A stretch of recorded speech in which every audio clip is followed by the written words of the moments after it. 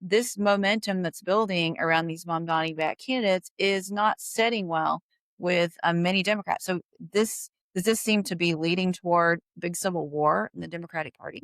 When you look at what the agenda is, and it was just recently published for the Democratic Socialists of America, Mhm.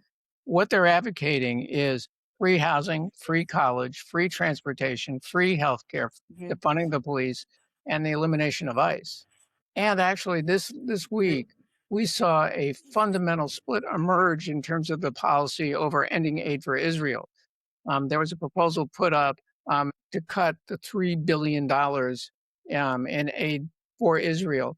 103 Democrats, House Democrats, Mhm. voted for cutting that funding, while 98 Democrats opposed it. And that's a pretty clear Yeah. split. And then, like, right down the middle, which is just going to create an immense amount of policy Yep. challenges for the Democratic Party. Well, many of those policies that you just named, one of those being defund the police, that's a policy that Democrats spent most of the Biden administration trying to deny that they supported. That some clearly did, but most said that's not the position of the Democratic Party. But given the rise of these socialist candidates, it's going to seem to validate that many Democrats do support that.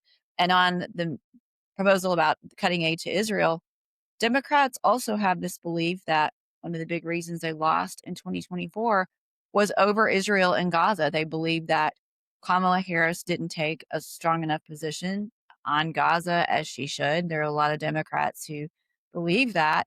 Our data doesn't show that. It was much more about economy inflation, but that's a pretty widespread belief on the Democratic Party. So this pent up angst over Israel seems to be manifesting through Mamdani and socialist candidates and influencing many of the votes that we're seeing even this week. Well, actually, to your point, in terms of the Kamala Harris dynamic, this is clearly pushing this concept that it was about Gaza was a major reason why she lost, Mhm. is a validation of the Democratic Socialists. But the bottom line is the reason she lost was the economy. And there's just no question about that. But it gives you a sense of the fight of the narrative, because what that's saying is how we decide what policies we want to prioritize. Mhm. Um, that is a perfect example where there's a split. One side saying it's the economy, the other one Mhm. side saying it's Gaza. I mean, that's just confusion Yeah. and chaos at scale.